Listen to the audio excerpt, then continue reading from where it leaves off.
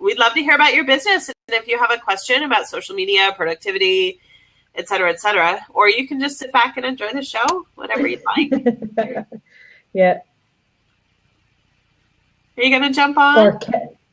Or Kim, are you here yet as well? So you can maybe jump in. Anybody that feels free to. Oh, Leona.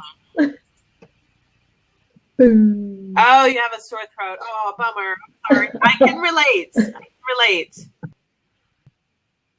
Not fun.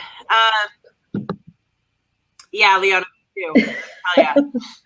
You're the same. Yeah. Kim, you are a professional organizer. I love it. Productivity and organization applies to so many things in our lives. We would love to chat with you if you have a question, or if you just want to follow along, that's okay too. Every week, Kat and I have been hosting a Blab on social media and productivity. We are both small business owners. We both work from home. And so many of our skills overlap, and so many things that are required for a small business owner to be successful, especially in productivity, overlap with social media, because social media can be such a rabbit hole for people, and one of the ways in which they can be the least productive. So thanks. It is showing my incorrect handle. Trying to fix it. Okay. Oh. Sorry, I was reading. Train of thought. So every week we jump on and we talk about either what we're struggling with in our business, or some things we've learned, some things we, that works really well for us. We talk to people when they have questions about social media and productivity. And we just have a really good time and invite everybody to just jump in and ask questions and have fun. So, it was funny. And we've both had... Sorry, what? I was saying, yeah, we've both had quite interesting weeks this week. And never mind feeling ill, just trying to keep things ticking over, that whole totally. Oh, listen, this week for me, I think there must be something wrong with the planets. Because it's affecting everybody I've been speaking to this week. And just trying to keep your head above water, as you pointed out. And it's just, totally. Yeah. Yeah, and just trying to better ways to do stuff and more. Oh, here's somebody who wants in for a call. Who's this? Achraf? Sorry if I've butchered your name there. Let's see. See what happens. We had music last week. Yeah. Hello. Hello. Yes. My name Hi. Would you like to ask a question, Achraf, about social media or productivity?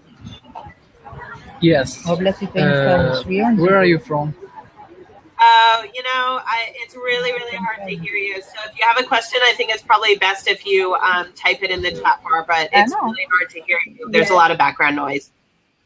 There's a lot of background noise there, so yeah. So we're just talking about keeping your head above water this week, being consistent in what you're doing. Can you hear me okay? Because it's really bad at this end. Yeah, I can hear you. Sorry, I keep saying that. Yeah, I might swap over again because it's just I'm getting a lot of feedback as well at this end. But hey ho, we'll go with it and we'll wait and see what happens. Okay. So anybody want to ask a question or thoughts on automation, Leona? I love that question. Automation of your social platforms. So I love talking about this. There is a difference between scheduling your posts and auto posting from one platform to another. Scheduling is fantastic. It enables you to hit your audience at different times. It enables you to test different times of day and days of the week, which you can't be online, because we're not robots and whatever. So scheduling your posts, I think, is fantastic and absolutely necessary, especially when you're wanting to test what works and what doesn't. The big no-no is auto posting or pushing your content from one platform to another. Where I see this happen the most is with Instagram, from one way to another. So I see people that they auto post everything that they Instagram on Facebook. Well, what I'm thinking as a fan is, well, if I know you're posting everything from Instagram on Facebook, why would I go follow you on Instagram? There's no reason for me to go over there because your platform isn't being used for anything specific over there. The other problem is that hashtagging and tagging people work differently on different platforms. So when people put in 30 hashtags on Instagram and then it pushes over to Facebook, it's just doesn't work very well. It's not effective. So Buffer versus Hootsuite or something else for scheduling. I am a huge Buffer fan. I love Buffer. I do social media not only for me as my brand, Kara Chase, and what I do as a social media strategist, but I use Buffer for my clients. So it helps me to have everything all in one place. It's got great analytics. It has great tools. The Chrome plugin, up at the toolbar. So when I'm out looking for content, I can immediately go Buffer it. It's awesome. I absolutely love them. I am on a paid plan because I need more capacity because I do it for clients as well as my own. But it is, it's awesome. I have used Hootsuite in the past. I never really got into the groove of it. I know some people swear by it, but for me personally, I just never really liked it that much. So I hope that answers your questions. Did that answer your question, Leona, about auto posting? I hope so. Yeah, because I absolutely hate it when I see the same post across all the same platforms. It really turns me off, and I hate. I'm lazy. I'm absolutely lazy by nature, so I hate it when I see a post that I then click through, then I've got another link to open it up. It's the immediacy thing of social media. You don't want to have to go through all of that palaver. That's exactly the problem with posting the same thing right across all platforms. I actually just submitted a guest post for another blogger. And the subject is how to not waste people's time on social media. And that's exactly one of the things that I correlated was how many times have you seen, a tweet that clicks through and it clicks through to Facebook and then it's a link to somewhere else. People hate that. They hate that. They're on their phones. They want that immediate gratification, That's exactly the example that I used. And it's about respecting people's time. If they're going to engage with you, make it easy. Make it easy for them. Yeah, totally. I mean, people just want they want spoon fed. You don't want to make it difficult for people. Social media is so quickly consumed. The last thing you want to do is turn them off from it. And I'm not, you're the social media kind of expert. I'm the one just that kind of uses it for my business. And see how other people use it, and I hate it. I hate it when people do that, because it just shows a lack of understanding about how it all kind of fits together. Well, and it goes back to like the first thing that I talk to my clients about is pick 2 to 3 platforms that you should be on that are right for your business. Yeah. Totally. Oftentimes when I see the same content being posted across 5 or 6 platforms and it's, whatever, unless it's your blog, which your blog should be posted, but they're on too many platforms and they're spread too thin and they don't know how to use each platform effectively and how to use it in the best way. And so they're just posting the same stuff just to be present, but they're not really present on those platforms. Yeah. So dial it back. Totally. So dial it back, and that's funny, David. It was very nice, David. It's nice to get compliments. Leona, post planner. Post planner is one of those things where it's only $7 a month. So I signed up for it because it was like, okay, it's $7 a month, but I find myself not using it as much as I should or could because I forget about it and because it's on a different schedule than Buffer. So what I've started doing actually is finding posts to post within Post Planner and then putting them over in Buffer. So I have my whole schedule in one place. Does that make sense, Leona?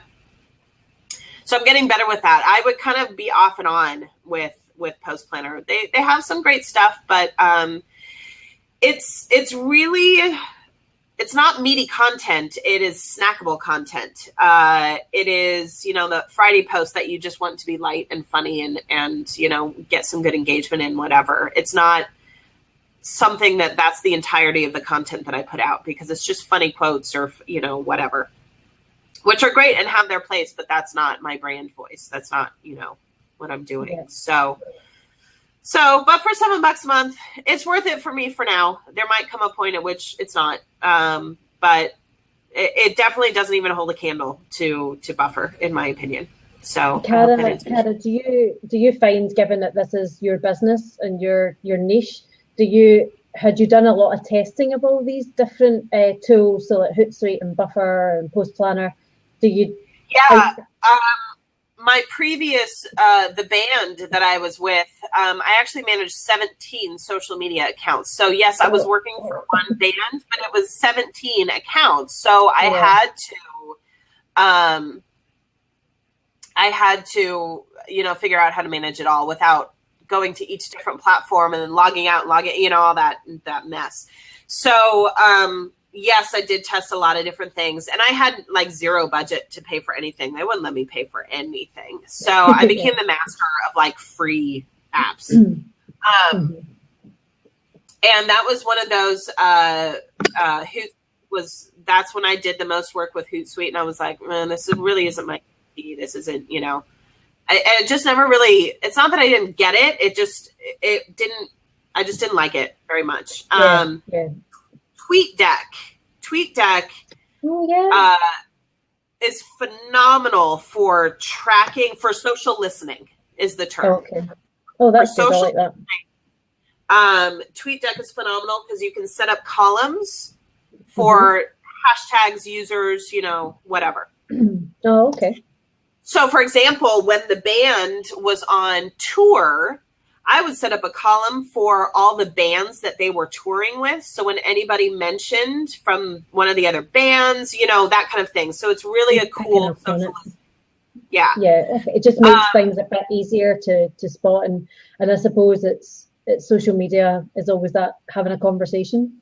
It's not just a one-way street. So I suppose it allows you to monitor all that. Would that be right? Is that my understanding of it? Yeah. It allows you to monitor it, especially because tweets are so easy to lose on Twitter. It's so easy.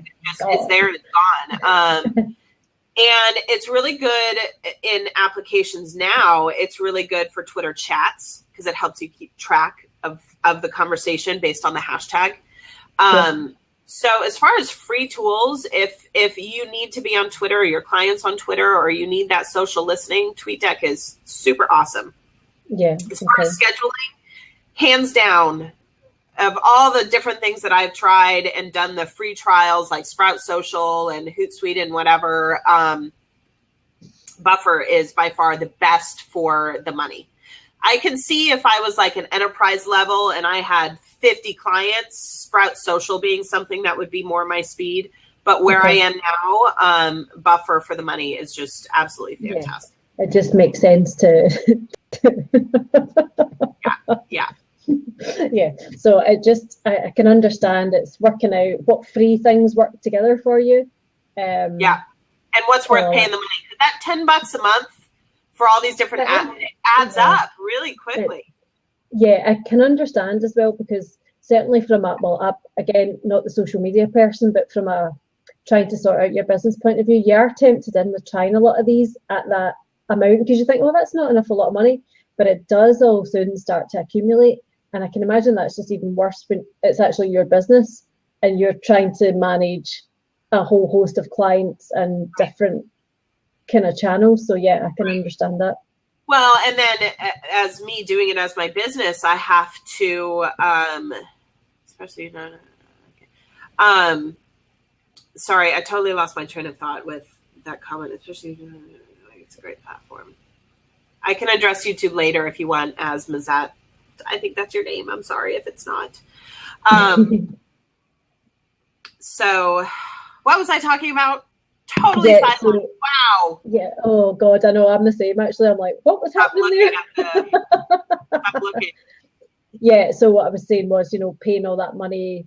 I know what it's like. Try to do things on the kind of get all the free versions first and make that work for you, and then work out. So what I was going into was it's the balance between paying for things that kind of up level your game with clients, but needing the client work to justify paying for it. It's kind of that balance. Yeah, and I suppose it's just waiting until the tipping point of knowing, right, that actually works for that particular client, and I'm going to get my return on investment. Essentially, is that really what you're looking at doing? So, given that you've been having a bit of a cold this week and feeling a bit under the weather, how do you find?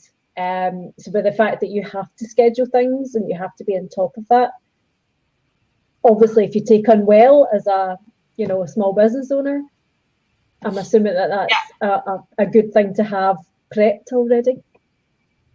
Yeah, it's essential. I like to leave a little room in my schedule for things that come up with clients because it never fails. Often a client will come to me midweek and be like, oh, we're doing this thing this weekend. Can you put it out? And I'm like, I asked you that 2 weeks ago. Never fails. So I like to leave a little wiggle room, and I like to pad the content a little bit with content that is not time sensitive, so I can push it out if I want to. Sure. So one of my clients is a home goods remodel manufacturing type club store. So it's a lot of kitchen remodel, that kind of stuff. So I go out and find really great articles on kitchen redo inspirations, things you can do with paint, that kind of home stuff. Yeah, the whole interior. Which people love. People love that content. They love all those lists and inspirations and whatever. And so I've got about half the week where it's stuff like that, and then half the week where it pertains to the business, whatever it is. And so if something comes up that I need to fit in the schedule, I can push that kitchen remodel article till next week. Yeah. So, but having the schedule laid out for things like, oh, I'm getting a sore throat and I am probably not going to be feeling too good tomorrow, is definitely, it's a load off my mind for sure. Yeah, totally. And it's funny you should say that. You always have to build in that, I suppose, kind of padding, if you like. It's a really good way to describe it, because I always get entrepreneurs coming at me with a couple of days before they're about to get into pitch to a VC for, $100,000. And you're like, right, that you're supposed to have been prepped by now. And it's just trying to kind of get them through that process. So I always leave a wee bit of padding in my schedule for those people who just are not as organized as me.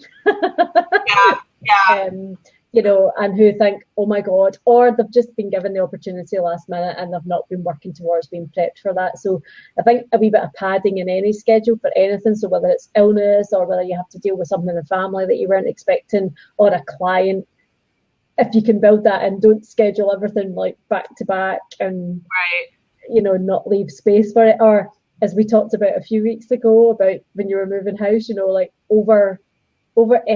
underestimating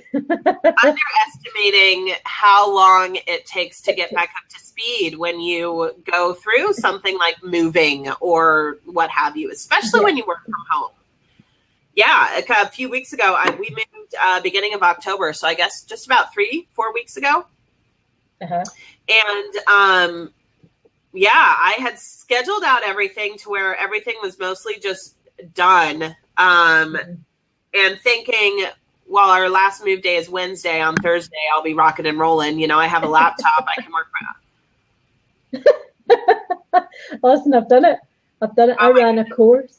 I ran a course last year, and it was about video marketing actually.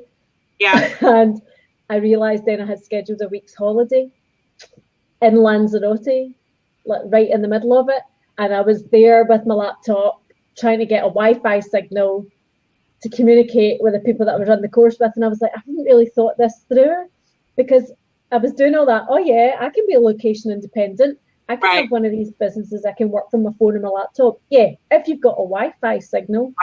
Right. Kind of small oversight on my part. Like, do they have Wi-Fi where we're going, which was quite remote up a mountain? So yeah, just kind of being a wee bit more organised and thinking things through so that you're organised. Right. No kidding. Hi. Hello. So one of the other things that we wanted to talk about today, and it's so funny because right before this Blab, Kat and I were chatting over on Facebook, and we were talking about productivity and social media and how important it is to learn when to say no to things. And we both held up this book. Get it right way around. I had no idea she was reading it. She had no idea I was reading it. We're both reading it. Yeah. And really it's about taking a step back and deciding what's essential and deciding what gets you closer to your goal, whatever that is, whether it's your business, how you want to live your life, whatever. Totally. Yeah. One of the things that I've struggled with really this week and a little bit last week is I need, can you post the name of the book in the chat? Yeah, it's Essentialism. And it is by Greg McKeown. There you go. Is I have all these things on my schedule. I have all these things that I do on a daily basis. I'm constantly busy. Some of it's productive. Some of it is not so productive. But most of it is not leading directly to client work for me. Now I have clients, I'm, running my business and all of that, but who doesn't want more clients? Who doesn't want to learn how to up level more income? And I'm kind of at this point where I'm like, okay, really needing to take a look at what am I doing and what am I spending my time doing? That's of the most value for my goal, which is to make more money. And it's really hard to do. Because you kind of get into a routine and you get into a groove and you're chugging along and then you realize, well, things aren't really happening the way I want them to happen, and you've got to reassess. Yeah. One of the things that I did was I changed how I schedule my day. I had done my Google Calendar where I had like time blocked things, like I'm going to buffer at 8:30 in the morning for a half an hour, my buffer content and whatever. And these things were on my schedule every day. And so what I find is that, I start looking over them. They pop up and I disregard them. And the longer it's on my schedule, the more I disregard it. And things kind of get into a gray area and whatever. So instead, what I'm doing is I'm using a daily checklist. Things that I know things that I know I need to do every day, but it's not that I'm going to sit down at 8:30 every single day and do my buffer content, but I know I need to do it that day. And having that switch of a daily checklist versus the blocking in my calendar that I end up ignoring after a few weeks. Yeah. seems to be making a difference for me. Kat, I don't know. How do you schedule your day or do your? Yeah. So I probably do mine just a wee bit differently. I've got way back when even when I started working, but in particular when I started up business, I took a fortnight to diary everything that I did and how I felt and when my energy was high and what I loved to do. And I made a note of that over a fortnightly period. And then what I did was I worked out what gave me the most energy, what is it that I love to do, and what were the things that I really hated to do. but I knew right. I had to do. Right. And you know, some people are morning people, some people are nighttime people, and that's, you know, you've got to work out when you feel at your best. And when you feel at your best is not when you should be doing the things that you love to do. When you feel at your best is when you should be taking something off what I call the too hard tray and doing that for half an hour. Because your energy is going to be high anyway. And as your energy dips when you're doing that task, you move on to something that you really love to do, and your energy naturally goes back up again. So you get this constant kind of bell curve, you know, throughout your day, but you're then not trying to do everything that you hate with really low energy. And that's a really key point. So whilst time comes into it, whilst deadlines come into it, you also need to be working out, God, when is it my energy's highest? And I'll kind of do the stuff that's a wee bit tougher that I've been avoiding for the last week or last few days, and try and do your diary around that. Because as I've said before, willpower runs out really quickly. You've only got about 20 minutes each day, which is nothing. So as soon as you sit down and you start to crack on with something, and if it's based on willpower alone, forget it. What you're trying to do is, if you can diary and record those energy feelings, then what you're doing is you're going to create a habit for yourself, and it's an easier habit to follow. And it's like going to the gym, you know, going to the gym when you've made up your mind, right, on Monday, I'm going to start going to the gym, and you put all this pressure on yourself. And then, you know, by day 3 or 4, you're like, do you know what, I hate this, and I hate going to the gym. And it's the same thing if you're creating a new habit and you make it really hard for yourself. Just going to give up. It is too much, and we beat ourselves up about it that we failed again, you know.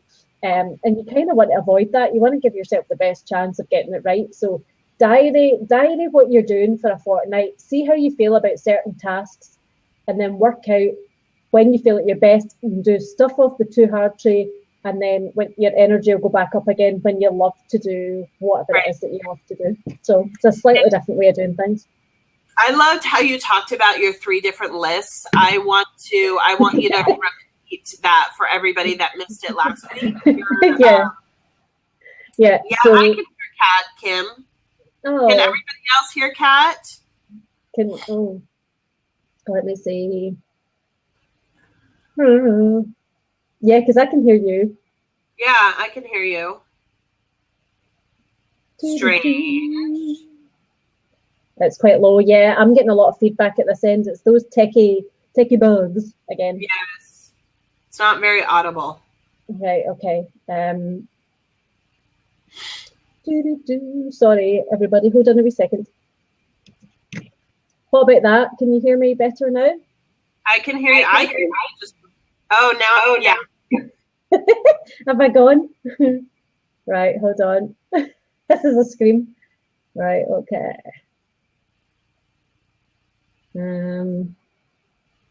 Cara, can you still see me as well? Yep. And hear me? Yeah, Yep. Okay, so at least we can see one another. Kim, can you hear Kat now? Can you hear me now? Can you hear me now? Meow. Not as audible as Kara, huh? Yeah, I'm having problems clearly at my Wi-Fi end, so apologies, people. I will try and talk a bit louder and a bit slower. So, so the 2 lists. Let me crack on and let's see what happens. Yeah. So 3 lists. 3 lists. Yeah. So I have my to-do list. Each day I have no more than 3 things on my to-do list. Taking off a planner or, you know, a kind of weekly planner that I have. And then I have a to-done list, which is the things that I can remind myself at the end of the day, and I've maybe not had a lot of, you know, I'm thinking my day's not been that productive, and it allows me to look back at my to-done list. Right. And then I have a 3rd list, which is my procrastination list. And that's not stuff that's nice to do. That's not like, oh, I'll just go and, you know, have a nice cup of tea and chat procrastination list, or watch Netflix procrastination list. That's a list that of still stuff that I need to get done. But when I'm not doing my main list, I can still flip over to the procrastination list get some stuff off of that, but they're very different tasks. So it's back to that energy thing. It's like, what do I really love to do and what do I really hate to do? And flipping between the two. So it means you're not dividing your time from minute to minute. You're making a conscious effort to get something off your to-do list for like 30 minutes. If you use the Pomodoro technique, however you do that. Right. But then what you do is you flip over to your procrastination list and do something off of that list. So you're still moving in the same direction. You're still being productive. You've not wasted any time by going off left field and doing something completely different, and you're still getting things off of both lists. So yeah, so three lists. Sounds a wee bit mad, but you know, I think it's brilliant. I never even heard of the whole procrastination list thing. It's awesome. You know what types of things, if you want to keep it just for work, it could be organizing your folders on your computer, like, you know, your files and whatever. That is like kind of a brainless, like, I just need to get it done and I need to take a break from whatever I'm doing. So for 30 minutes, I'm going to organize the photos in my, you know, whatever. If you work from home, it can be a home task. It's, you know, I'm going to take a break and, you know, throw in a load of laundry and do the dishes, whatever. I'm so not domestic. It's really not me. Well, I'll give you a laugh because I used to be known as the kind of slightly OCD, as in have everything done, everything had it in its place. And when I started my own business, the first thing my husband said to me was, I see you're over your OCD. What do you mean? I'm like, how dare you? And he said, no, it's really funny because you went from this, like, everything is done. And even though I had a mental job, I mean, it wasn't like I had a wee part-time job. I had a crazy mental job. Right. As you know, right? Yes. And, you know, it was full on. It wasn't a 9 to 5, let's put it that way. But I still managed to, you know, have everything quite perfect. And not quite the tea towels, sleeping with the enemy kind of tins in the... Not that kind of level of OCD crazy, right. But just everything had its place and everything was quite tidy. See, now I couldn't actually show you what's behind me in this room because I would never come back on air again. It's just awful. So yeah, I kind of shove things under like couches now and all that kind of stuff. So well, and I find when there's stuff that needs to be done at home, it affects my productivity. It affects my feeling of like, you know, it's like hanging over my head. It definitely affects my work day. Yeah. Well, I think when you work from home, it's too easy to get distracted by knowing that there's a pile of washing sitting or a pile of bills sitting waiting to get paid, whatever it is. Yeah. So, and I think you probably do the same as me. I will do a lot from home because I have to. Right. And then there are certain things I will take myself off to the local coffee shop. Yep. And be distracted for an hour by still getting stuff done, but just needing that different headspace, I think. Yep. It's kind of almost a different part in your brain, something like that. 3 times last week that after I dropped my kiddo off at preschool, I went straight to the coffee shop with my laptop because there were things I needed to get done. And I knew if I went home and sat down at my desk at home that I would not sit and get it done. Yeah. So it's definitely about learning where that headspace is for you and what works for you, for sure. And this is what I always bang on about, and apologies if I sound like a broken record, but, you know, the internet is flooded with, here's how to make 6 figures overnight and all of this kind of stuff. And I always say, you need to create your own blueprint. There's no point in following somebody else's. They are a different person from you. They have a different personality from you. They have a different set of strengths and skills from you. So we can try and focus on these other people, but we should be creating our own blueprint. Yeah, no, for sure. I think a lot of those types of articles are really good for guidelines. I read some of them that, you know, have that really catchy headline that kind of suck you in or whatever. And you get gems out of it. You get ideas that maybe you wouldn't have before, but it's not like you're doing step by step or, you know, whatever. Yeah. Till the empty dishwasher. Haha, yes. Totally. Totally. So the other thing about saying no is there's two things. There's the ability to learn and be comfortable with saying no to clients that are not a good fit for you, and saying no to people that want your time for free.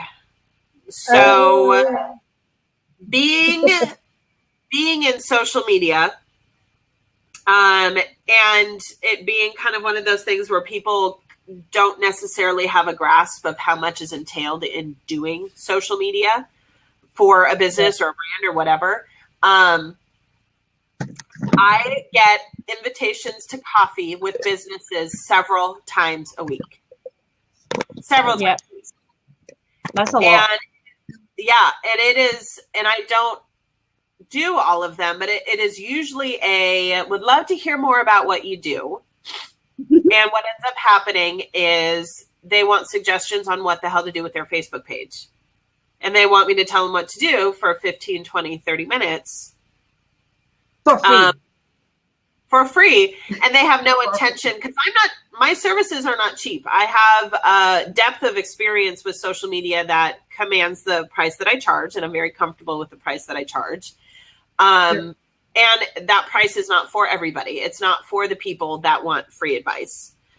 Yep. So it's difficult because I know the kind of people that want free advice aren't going to hire me, you know, and it's hard because I want to give people value. I don't want to come off as like, I will not give you a minute of my time if you're not going to pay me. I don't want to come off as one of those people. But at the same time, I need that time to work on my business and what's going to make me money. Yeah. So I don't know. I think, if it's somebody that you want to build a relationship with that's in your community, and there's a different reason or an additional reason that you want to build a relationship with them, by all means, whatever. But if it's somebody that there's nothing that really overlaps, and, you kind of can sniff them out, or you learn to sniff them out pretty quickly, just politely decline. Just say, And I think what's really tough for small businesses and solopreneurs is that you have that, especially when you're starting out, you don't want to turn anybody away who's potentially going to be a client. So I'm not saying it's a desperate thing, but you can kind of fall into the trap of, oh, crikey, I need to say yes all the time, or I might miss out on this fantastic opportunity. And am I mad for saying no?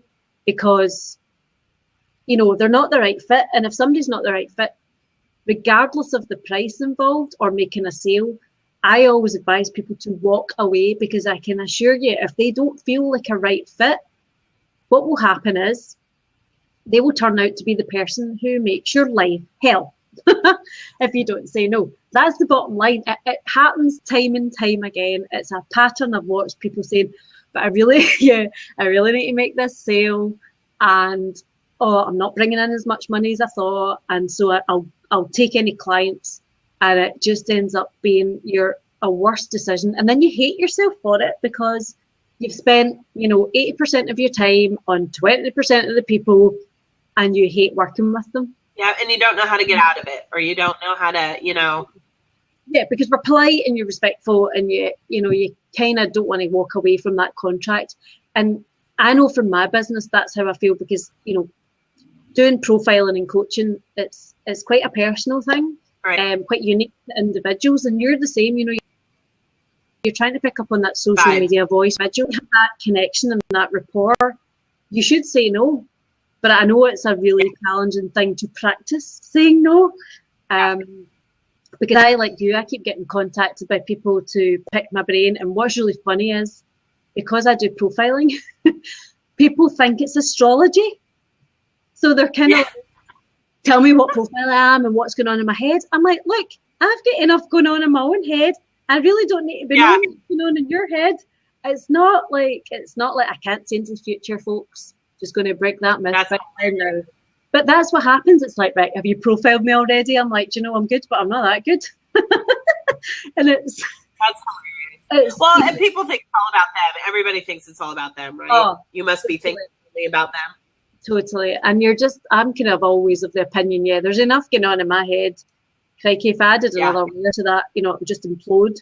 But yeah, things like this, doing blabs and, giving away your time where people can ask questions and listen to the conversation, and if they've got anything that they want to chip in with, and that's fine. But I think to take people out and agree to go to coffee all the time, it's your travel time there and from, if it's not particularly local to you. You end up drinking 3 chai soy lattes, well, I know I do, and a bit of carrot cake while I'm there. And before you know it, you've spent all this money, and then you've got another receipt that is just going to add to the pile of the Wednesday afternoon when you need to be doing your receipts. So it's all of that in the mix. So that's what I remind myself when somebody contacts me, and I just think, actually, let's have an email chat, or let's have a jump on Skype. And if it's not a fit, I just politely now say, look, I don't think you're going to be the best person to work with me, and I don't think you're going to get enough from me, and turn it down. And it's really hard, you shut your laptop down, you're like, no, I can't believe I just did that. Yeah. But you need to be brave. You need to be brave and say no. Yeah, it's really hard. Really, really hard. And I get asked to speak. I get asked to, do presentations and whatever on like social media 101 kind of stuff for businesses. Yeah. And it's hard because, again, that offers me exposure to a whole bunch of people at once instead of one person at a time. But are these people my target clients? Are these people my target audience? Yeah, I know. And I think that's it. I want to work with people. Maybe I'm being a wee bit kind of dreamlike in terms of, always getting my ideal client. I know you're not going to get that, but I think you've got to be honest with yourself and think, is this a right fit for me? And I've just noticed Kim saying that as well. I totally get it. You're quite happy, when they pay to pick your brain when you're sitting in your sweats. Of course, but if they're paying, then that's a different thing. The problem is when they're just wanting to meet you for a chat and coffee. Yeah. And then I just want to get to know you better. Tell me more about your business. And then they end up asking you, like, what should I do about this, this, this? And it's like, really? Yeah, I know. I totally get it as well. I get right, so you're going to do this coaching and change my small business, and you maybe have a quick chat. Where are you at? Where do you see yourself going?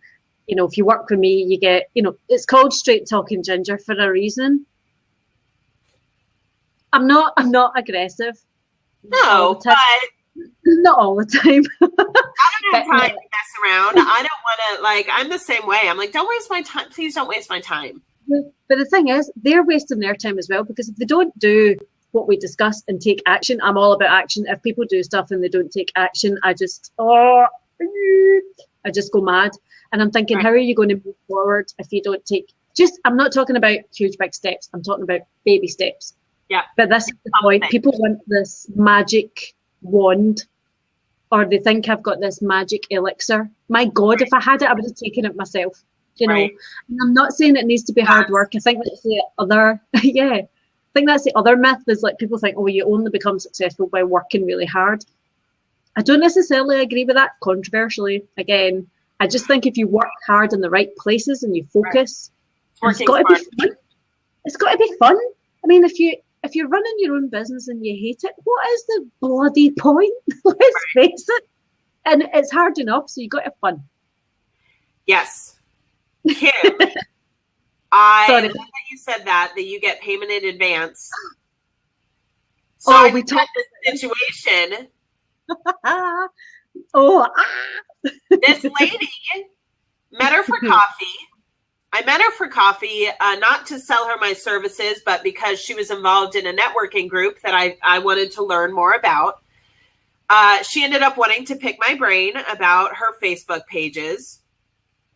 I gave her some free advice, free suggestions. She followed up by saying she wanted to hire me.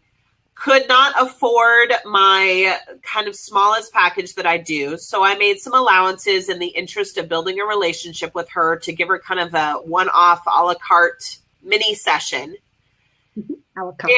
And when the time came, I'm looking at my schedule and we have an appointment, and she hadn't paid her deposit. And I emailed her and said, I need to schedule time to go over your stuff so I'm prepared for our appointment. Can you please settle your deposit? Very politely and professionally. She said, "Oh, I don't pay for services up front." Boom. Obviously, the entire thing dissolved from there. I won't get into the, back and forth, but it tells me how little understanding she had of social media, how much it entails, how much work it is, that it is just like marketing and sales. It's an integral part of your business strategy. And that I'm a professional, and yes, I do get paid up front. So obviously she was not the right fit for me. And she tried to go back and forth, and I at a very early on, I said, we're not the right fit. Let's move on. Like, it doesn't matter what we negotiated at that point. Her coming at me with that was like, we're done. Like, we are not the right fit. You are not the right client for me. I am not the right service person for you. Find somebody else. Go find a college kid that you want to pay $10 an hour. Like, I'm not doing it. And Kim, you're totally right. Would an airline allow her to, just rock up to the plane on the tarmac, climb the stairs, and I want my seat and I'll pay you later? No.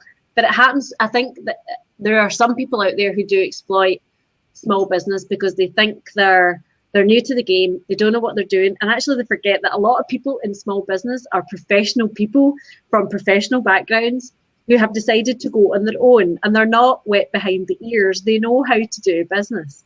Right. And that's the problem. It's people just start to just get a wee bit mixed up about that and think, I'm not paying you, and it's like, hello. Even a deposit or something like that. It's frustrating when you get people who exploit that position. That really, really irritates me. And, I am glad that I have learned at this point how to spot those people very quickly. Yeah. And how to learn how to say no and not fall into that, I just need clients. So. Yeah. Because you regret it. You will always. Yeah, you'll always regret it. Right.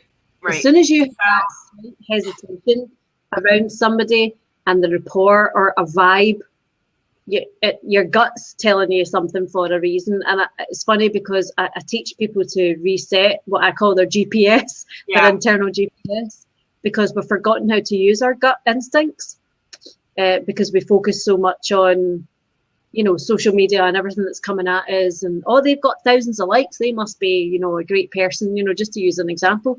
Right. And the reality is you need to tune in to what your gut's telling you, because it's there for a reason. Right. It's a really kind of going way back. It's like comes from a different part in the brain. It's called your amygdala, getting a wee bit neuroscience-y. It's your amygdala part of your brain, and it's called your risk assessor for a reason, because it's kind of going, are you sure you want to do that? Exactly. And you need to listen to that. And it's really hard, as I said, when you're in that position where you're like, I would really quite like some new clients. Yeah. And it's easy to fall into that trap. So it's a brave person that says no, Cara, but it's the right thing to do. It's the right thing. It absolutely is. So tell me more let's talk about how to figure out what to take off your schedule. Can you talk a little bit about productivity and how to figure out what to take off your schedule?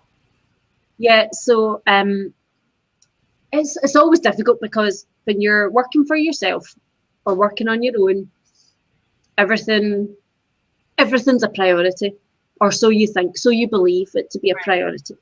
Right. And there's a wee question that I ask myself with every single task that goes on my list, and it's, does it get me closer or further away from my goal? Now, you kind of need to know what your goal is in the first place to know how that works and to recalibrate around that.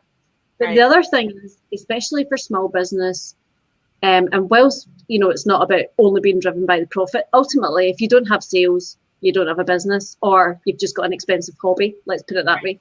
So the other thing I always ask myself about things on my list are, what is going to generate sales? What is going to get me closer to generating sales, and do that first? So I always say every day, you never have any more than 3 things on your list. People get swamped and bogged down, and realistically, you can't get through stuff.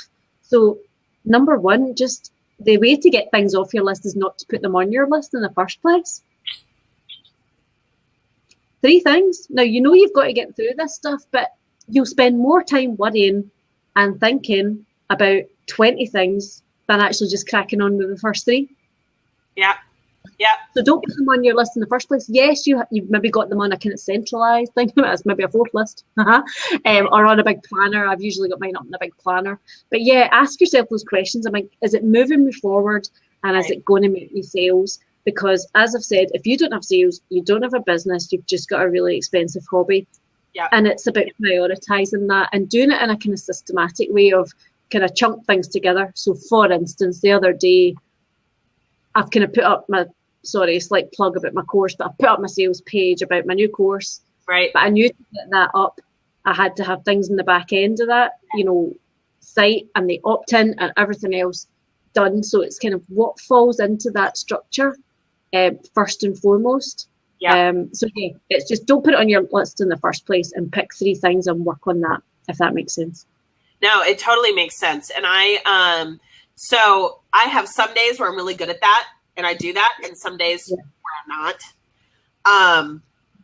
Yeah. And you know what? There's so many things that build up in my head, and I end up brain dumping it all out onto a piece of paper, and I'm like, oh, here's my huge list. But then I go and say, okay, what are the top things that I need to get done? And like last night, so yesterday was kind of the height of my cold, and I felt awful. Yeah. Super congested, sore throat, just awful. And I didn't get everything done that I needed to get done during the day, and put the kid to bed, sat down on my computer, and I was like, okay, here's the 3 things that I need to get done before I go to bed tonight. I'm not going to do anything else. And it was like, you know, the monthly reporting for my client, the guest blog over to the people I'm doing the guest blog for, and there was one other thing. Bang, bang, bang, did all 3 of them. Looked at my watch, and it was like, oh my God, it's 9:30. I'm going to bed. Yeah. And I never get to bed at 9:30. It's usually like 11:30. But there you go. I needed it because I was sick. Yeah. And I knew that, you know, when I'm feeling okay, it's like, well, I'm just going to mess around and, you know, do other things or, you know, whatever. And that's why I end up being up until 11:30 at night. Yeah. And that's the thing. Yeah, I mean, if you've got the cold, you can't plan for that. So, and you're not going to get your time back.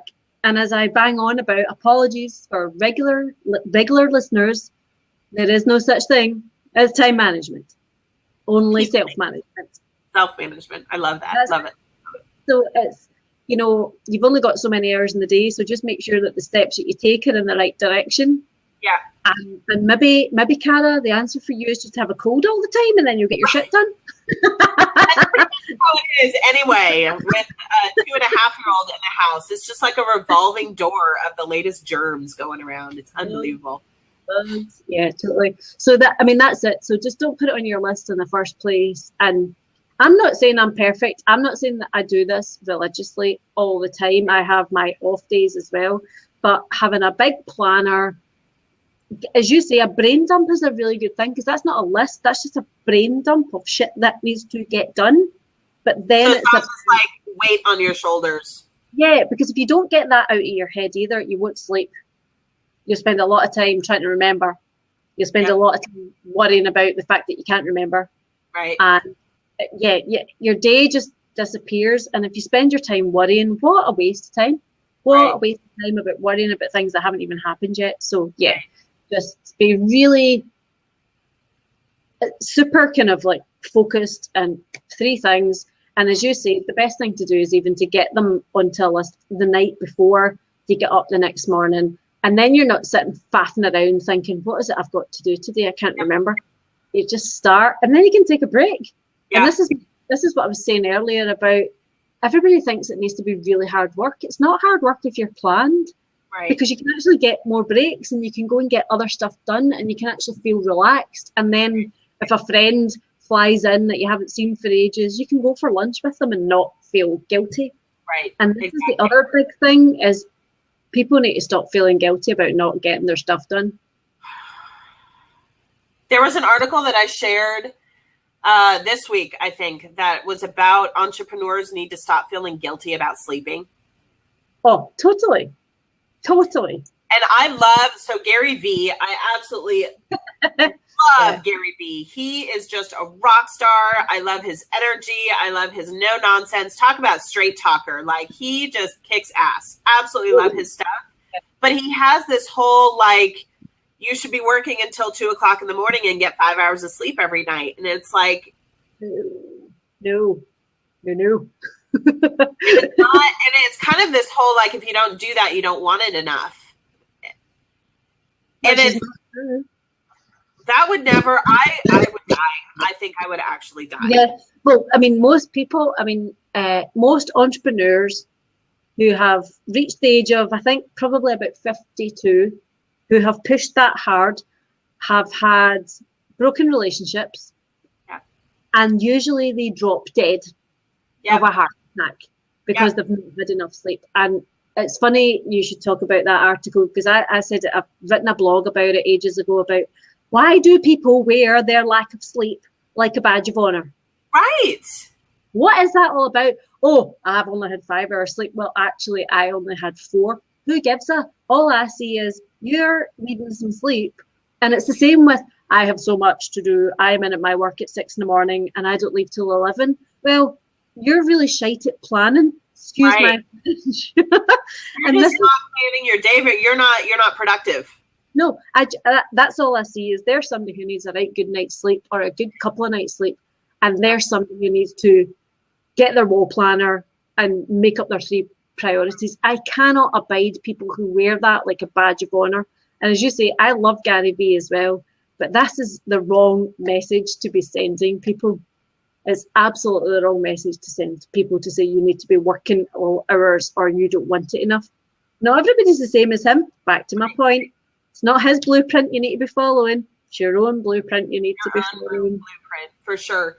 And you know, it's really interesting. And there's a need to constantly reassess your schedule. I think people kind of have this set it and forget it with their schedule. Like, they get into a routine, and routines are good, but you do need to reassess and see if it's working for you. Right now, I am in a time in my life where I have a young child and I'm working from home. And so my schedule is very flexible. And my 3 priorities for the day, I break it up into what do I want to do in the morning, the afternoon, and the evening. Yeah. Because from about 3:34 until about 7 o'clock, I am off the clock because it is family time, dinner time, bath time. I am 100% with my family. Whereas a lot of times that's like the end of the day wrapping up for people. Yeah. So I have my morning, and then I have like half an afternoon and then half an evening, because I have that block right in the middle. So I'm always doing something for work from like 7 to 9 o'clock, because I've taken that time to be with my family and do dinner and bath time and all that kind of stuff.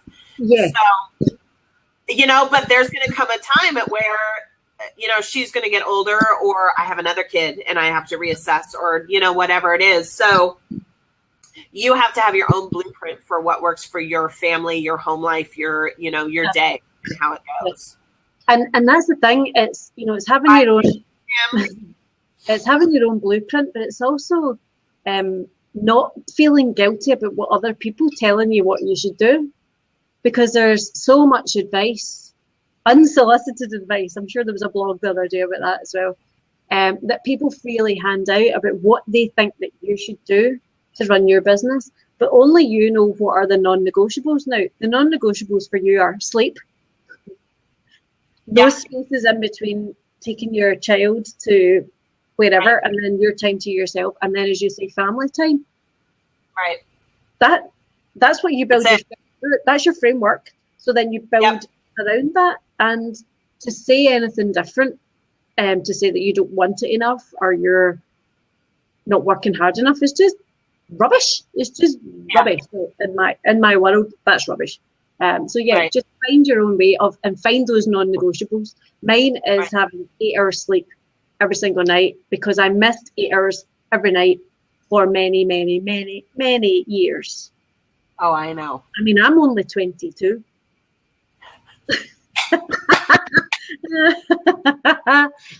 And look at me. Look at what lack of sleep has done to me. I'm like, my birthday every year, I say it's whatever anniversary of my 29th birthday. I love it. I'm going to say that on. You can use that. You can use that one. Totally. So yeah, it's like get some sleep, people. It's a non-negotiable. And even like morning meetings, people like, let's have a breakfast meeting at 7. No, let's not have a breakfast meeting at 7. Let's have a brunch meeting. Yeah, with mimosas. Totally. And then I've got like my head together. Then I'm at my peak. Then I'm going to work it and I'm going to get that sale. So yeah, to be quite non-negotiables. I like non-negotiables. Yeah. And there's also the whole idea, this is kind of a whole nother subject, but the whole busy is not productive conversation. And I have to rein myself in because I tend to go down that rabbit hole really quickly of being busy and not productive. So that is, and it's really easy to do with social media, Yeah. And that's why a lot of business owners fail at social media or don't keep up with it or just totally fall flat is because they don't know how to be productive with their social media content and scheduling and whatever. And it takes up a whole bunch of time and they don't have that time because they're running their business. And that's why they hire me. Yes. Yeah, I like that. Yes. It is. But it's so true. You can go down that rabbit hole so easily. And I'm trying to think, there was always a quote, it was about being busy and be productive are similar things, but both will get you to 2 different destinations. Something about that. And it's totally true because I watch people who actually convince themselves that they're busy. They would actually pass a lie detector test because they are absolutely convinced that they're busy and they're getting somewhere, and they're not. They're just running about with bits of paper and writing endless notes and doing endless courses and watching endless webinars and then missing the action part of it. You need to take action. I get so frustrated with people, why is it not working for me yet? Get off your ass and do the like. That is, so I do that, but I'm good at recognizing when I'm doing that because I know what the feeling is. So when I start feeling like that spinning the wheels feeling, I'm like, oh, okay, stop. Yeah. What am I doing? Yeah. How am I using my time? Because that's where I go is the busy. But Cara, that's so easy a trap to fall into. And you're right. It's about having enough self-awareness to point it out. Actually, I'm not learning anymore. I'm not doing anything. You're just stuck. Yeah. And some of that is the perfectionism. Oh, totally. Of I don't want to get started because I don't know how to do it perfectly and I don't want to make a mistake.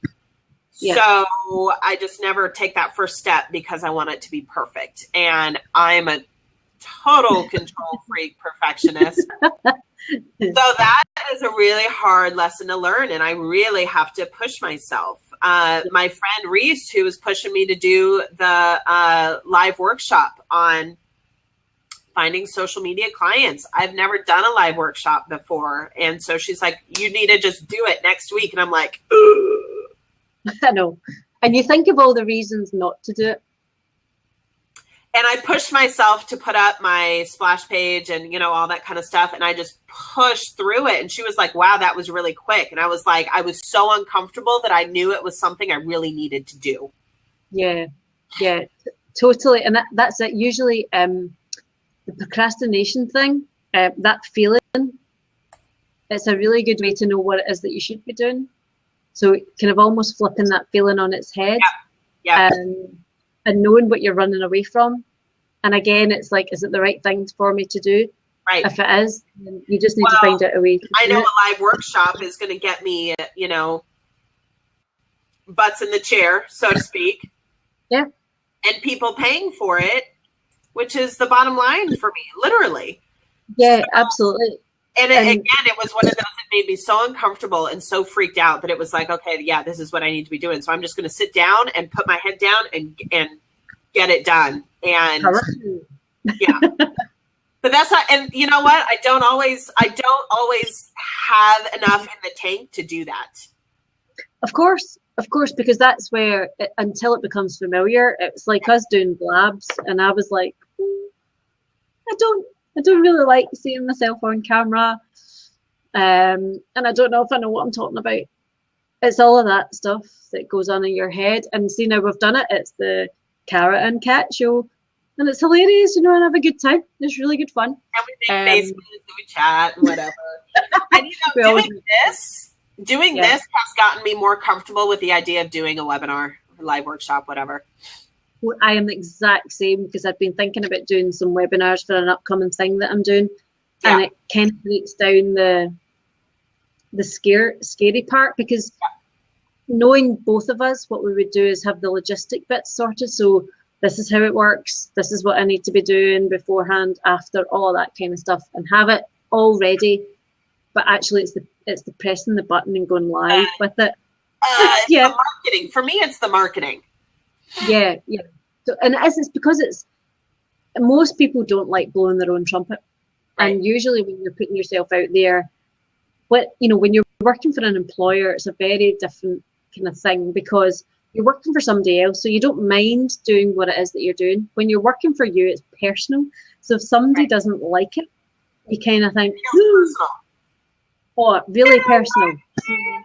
Yeah, and it's like you're like you roll into a ball, and what if people don't like it, and then they don't like it, and people were horrible to me, and you just kind of need to distance yourself. It's fear of failure. Oh, big time. But actually, fear of success, Cara. It is. I hear that. I hear that all the time.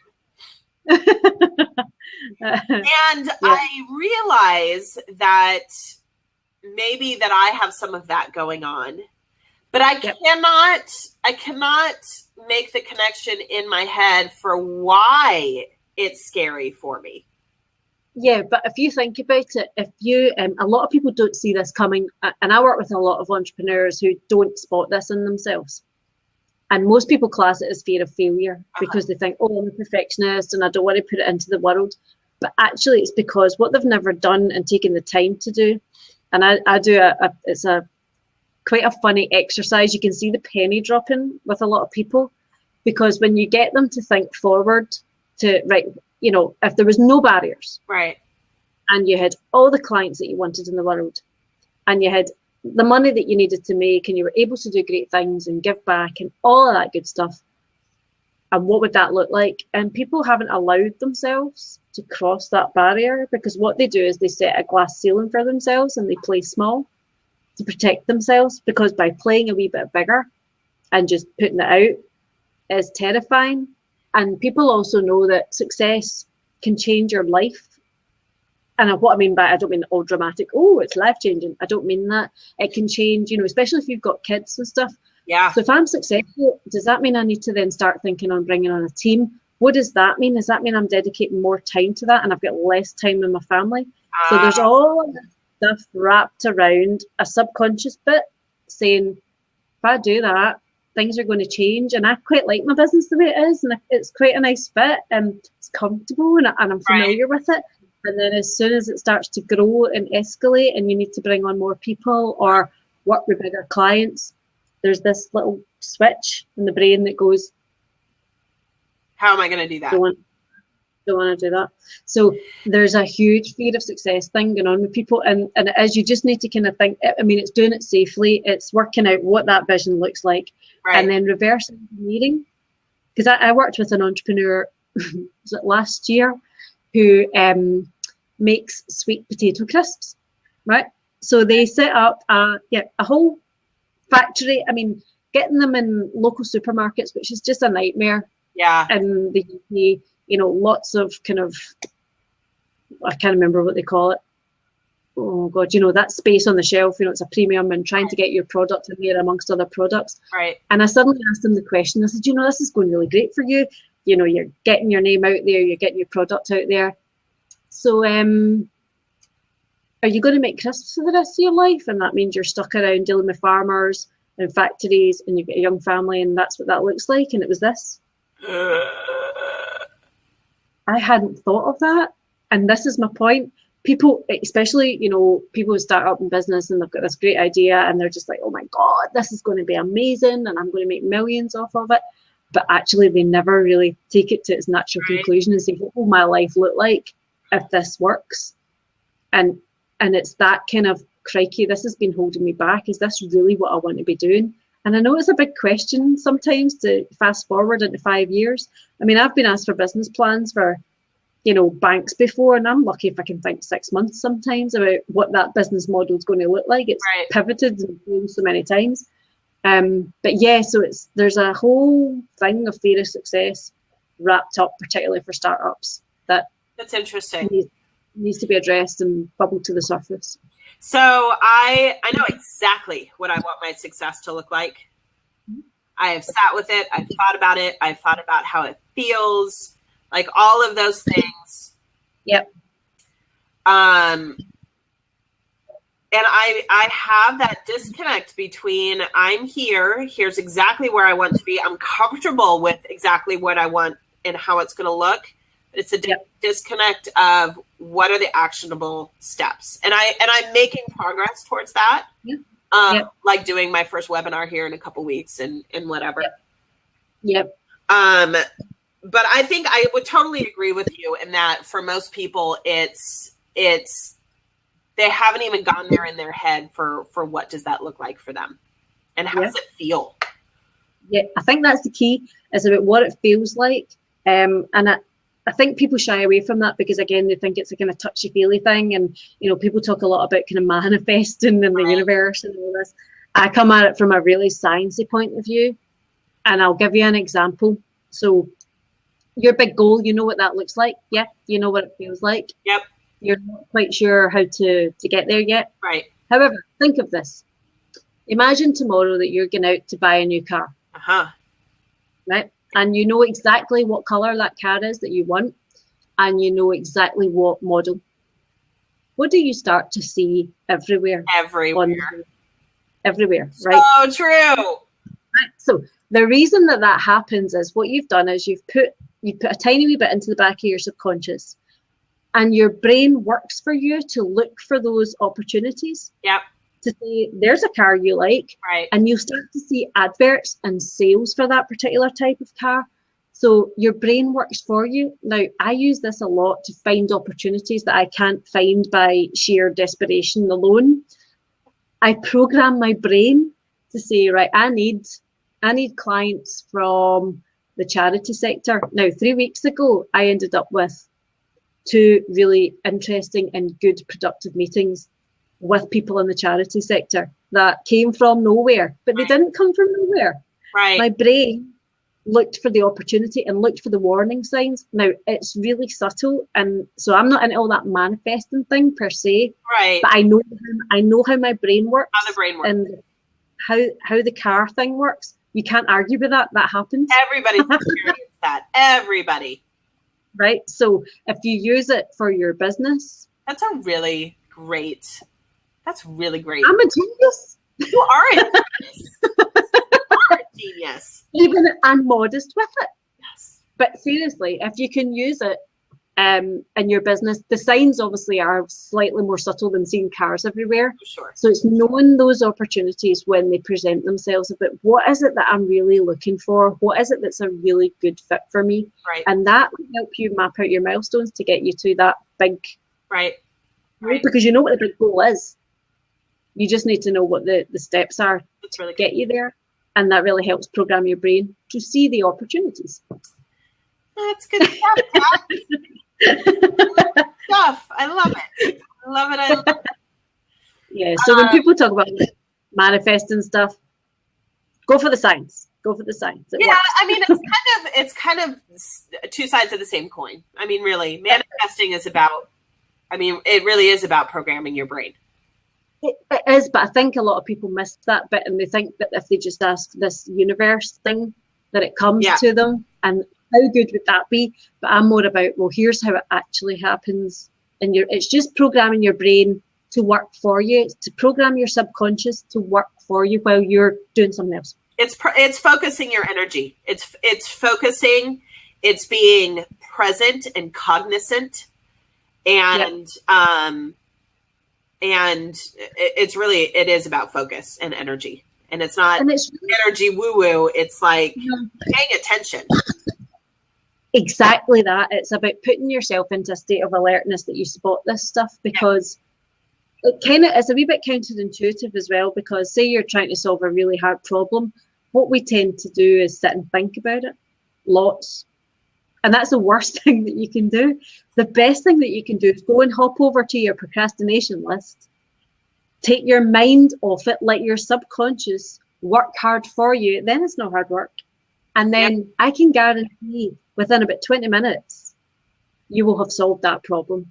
And actually, I think there was a scientific experiment that I found that was really interesting. If you flip over, so say you're really stuck on something and you just don't have an answer for it.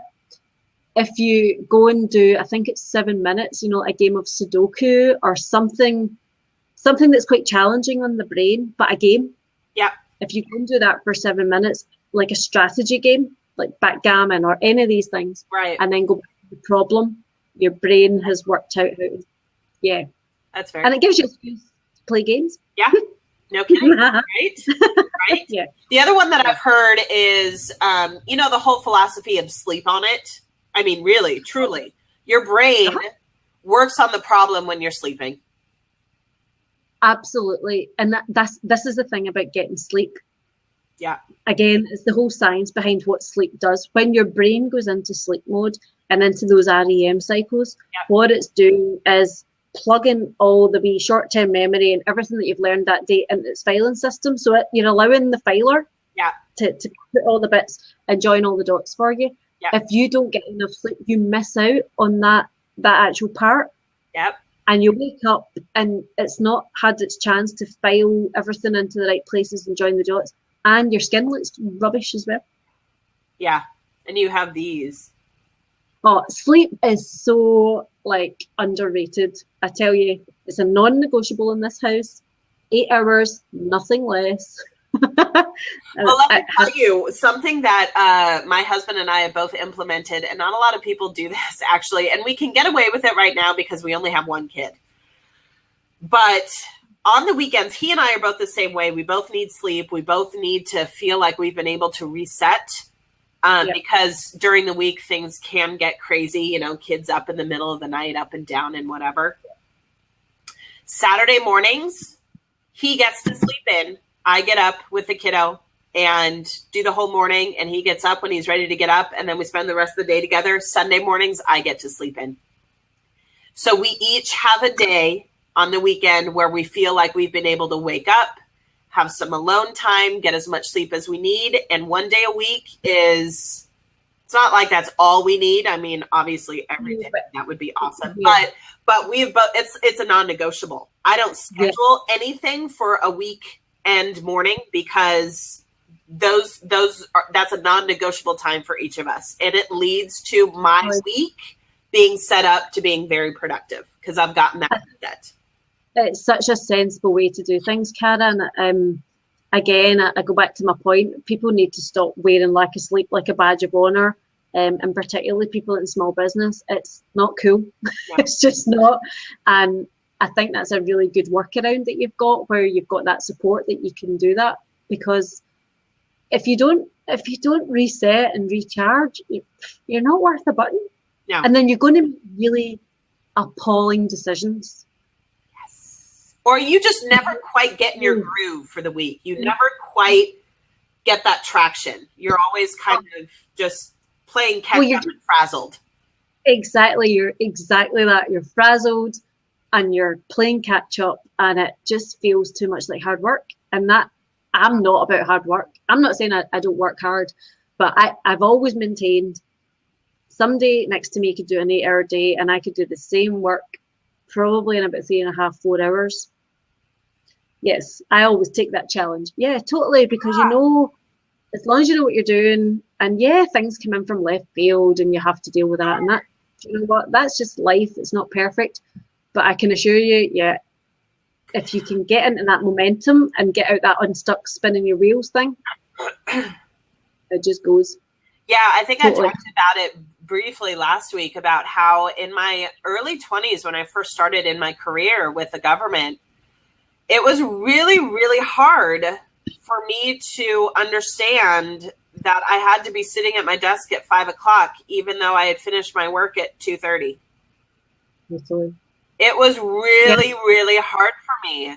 And some of it was just immaturity in being very young and petulant and, you know, whatever. But some of it was just the plain like, well, I mean, I'm on call 24/7. I mean, you own me.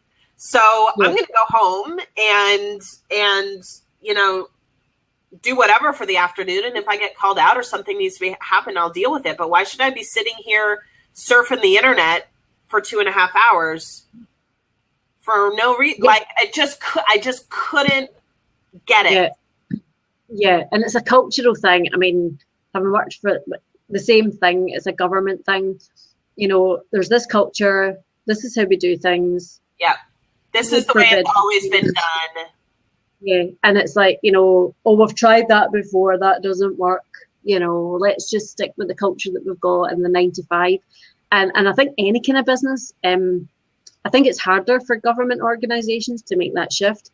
But I've watched a lot of both small business and fairly large organisations across the globe taking a whole different approach to how they treat their staff and the flexibility that they give. Because at the end of the day, we're all adults. So, I mean, there's a local business to me, I think they do web design or something. But what they do is the incentive to get staff on board is, look, we know you're going to be doing X, Y, and Z in terms of web design. Here's a number of holidays.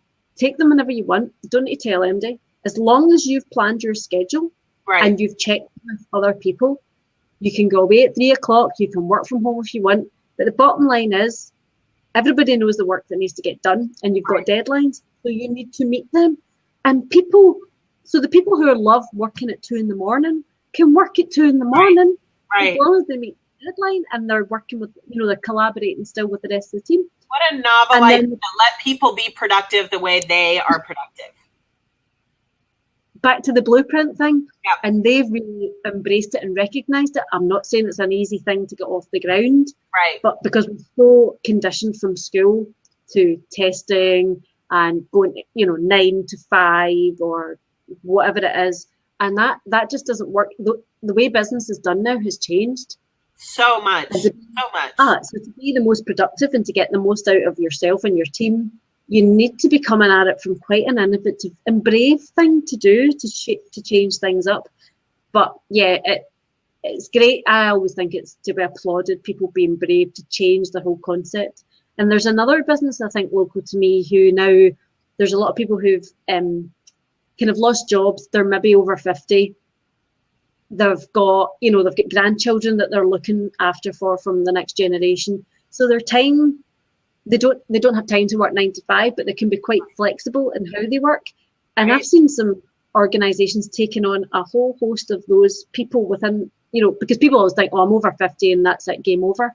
And they've embraced it and said, actually, you've got so much to offer us in terms of expertise and skills and knowledge.